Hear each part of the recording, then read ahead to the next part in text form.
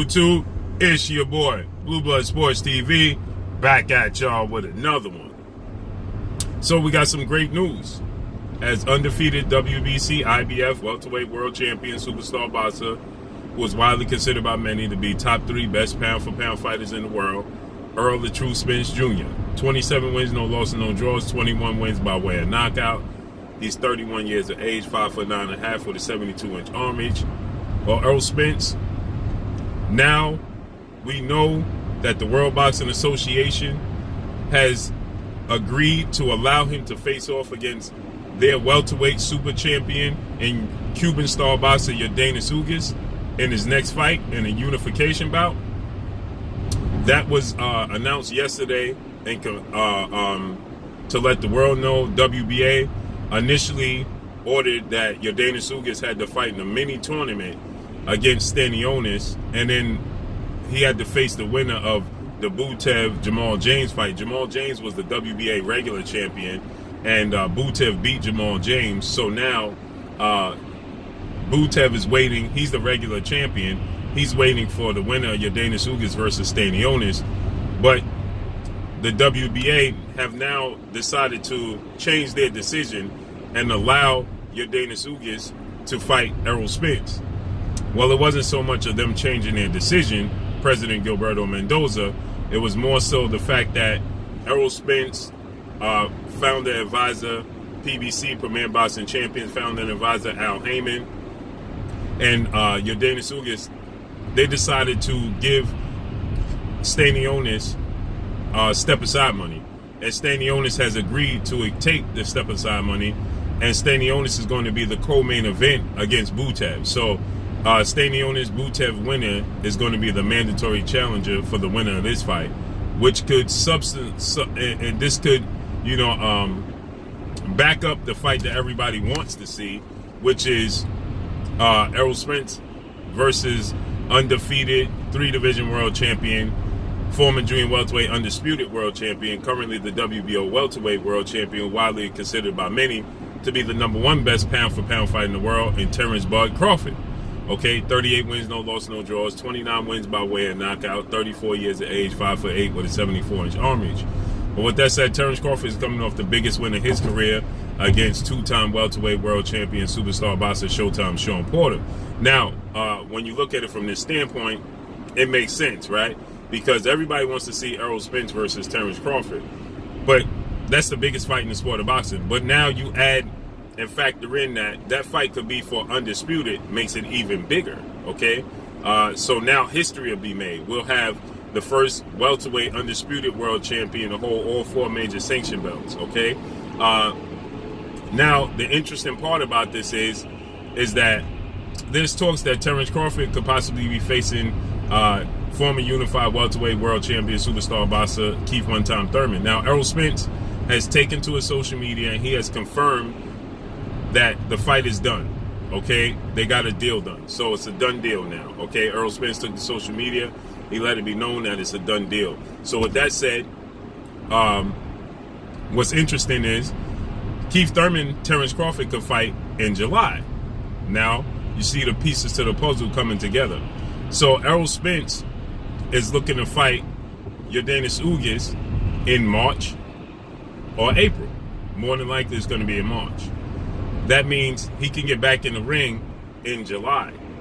That means Errol Spence, should he be victorious, will defend his titles against Stanionis Butev winner. Stanionis and Butev are now going to be the co-main event to this fight, okay? To Ugas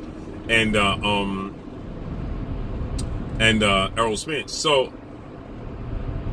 it's similar to what they were doing with Errol Spence and Manny Pacquiao. When Errol Spence was supposed to fight Manny Pacquiao, Yordenis Ugas was going to be the mandatory, and Yordenis Ugas was going to be the co-main event to Errol Spence, Manny Pacquiao. Now, Butev, he and Stanionis are in line to get an opportunity to fight for the WBA title.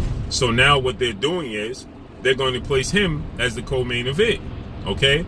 So, with that said, the winner, now Errol Spence can fight the winner of Butev Stanionis should he be victorious in July. And Terence Crawford fights Keith Thurman in July. And now in the fall or winter, you'll get Errol Spence versus Terence Crawford for undisputed at the end of the year in a massive showdown. Okay? So another piece of the puzzle is that Errol Spence had an IBF mandatory challenger in Abdulkarov. He lost to Cody Crawler. That moved the Phenom, undefeated, rising welterweight superstar title contender, Jerome Boots Ennis, up the list at number 1. So now, Jerome Boots Ennis, he could fight against Cody Crawler, and he'll be getting his opportunity by early 2023. Okay? Because the mega showdown between Errol Spence and Terence Crawford will now happen at the end of the year. Terence Crawford, he gets the opportunity to fight against Keith Thurman, the man he deemed at one point in time to be the man to beat, the best welterweight in the world, who only has one loss. Keith Thurman's relevancy hinges on the fact that Keith Thurman is just inactive, and so that's that has rendered Keith Thurman irrelevant to a degree in the sport of boxing. It's not that Keith Thurman is a bad fighter. It's just that Keith Thurman is simply not active, and because Keith Thurman is not active, Keith Thurman's relevancy has dimmed. Okay, so it's all lining up to get a clear-cut, decisive understanding as to who is the best welterweight in the world, and it's going to come down to Errol Spence and Terence Crawford. And Terence Crawford is going to have the opportunity to fight the fighters he's been looking to fight. And now you have Terence Crawford and Errol Spence fight now going to be for undisputed, a mega showdown. This is all the fans wanted. They want Errol Spence versus Terence Crawford, the biggest fight in boxing. But now you factor in that now it's going to be for undisputed. It's going to be a lot more on the line. It's a historic fight. The winner is going to go down in history. Okay? If Terence Crawford beats Errol Spence for undisputed, Terence Crawford would be a 2-division undisputed world champion, 3-division world champion overall. That speaks volumes, okay, about Terence Crawford and his career. And if Errol Spence is to run the gauntlet, as he had, Mikey Garcia, Sean Porter, Danny Garcia, Yordenis Ugas, then Terence Crawford, Butev Stanionis winner, then Terence Crawford, well, that speaks volumes about Errol Spence in his career, and he plans on moving up to junior middleweight. So there's a lot to be factored in. So Errol Spence, he takes to social media because the fans had a public outcry, and they wanted Errol Spence to either fight Terence Crawford in his comeback fight or fight against Ugas in a unification bout. Now, we also know that, Yordenis Ugas, he was calling for this fight because Yordenis Ugas is 35 years of age, okay? He coming off the biggest win of his career, a shocking win over legendary 8-division world champion, iconic Filipino superstar boxer Manny Pacquiao, okay? He had a very close nip and tuck fight with Sean Porter that many people deemed and thought that he won the fight against Sean Porter. So, Yordenis Ugas, this is his time to get his big payday, to get his opportunity. And also, Errol Spence has been out the ring, for 2.5 years. Okay, he's had one fight in 2.5 years. Do you want to go into the biggest fight of your career and the biggest fight in the sport of boxing and have question marks as to, is Errol Spence healthy? Okay, wonder what version of Errol Spence we're going to get? No, you want to see Errol Spence at his absolute best. And so with that said, the Yordenis Ugas fight, this is no slight to Yordenis Ugas, right? Because he's not a tune-up. But at the end of the day, Yordenis Ugas' talent, is not as high as Terence Crawford's and Errol Spence and a Jerron Boots Ennis, okay? Yordenis Ugas is technically sound. He's a skilled boxer, doesn't have a lot of power, and he's very beatable. 27 wins, 4 losses, 12 wins by way of knockout at 35, 5'9" with a 69-inch arm reach. Doesn't have the longest arms. Doesn't have, you know, a lot of pop. You know, he's skilled. He's technically sound. He just his style is very basic. Comes from the Cuban school of boxing, and you know, he beat Manny Pacquiao with a basic boxing. And so he's very beatable. 4 losses in his resume. You know, people question a loss to to Sean Porter. There's many people that thought that he won that fight. But again, he's very, very beatable, okay? You see a lot of holes and a lot of flaws in his game. So he seems to be the best meaningful fight for Errol Spence. And it's going to be a pay-per-view event. So it's going to take place in March. Again, Errol Spence, he's fought once in 2.5 years. He fought against Sean Porter September 28th of 2019. Okay, then he suffered a horrific car accident just 12 days later, and he had a 14-month layoff before he came back and fought Danny Swift Garcia, 2-division world champion, Puerto Rican superstar boxer. That was December 5th of 2020.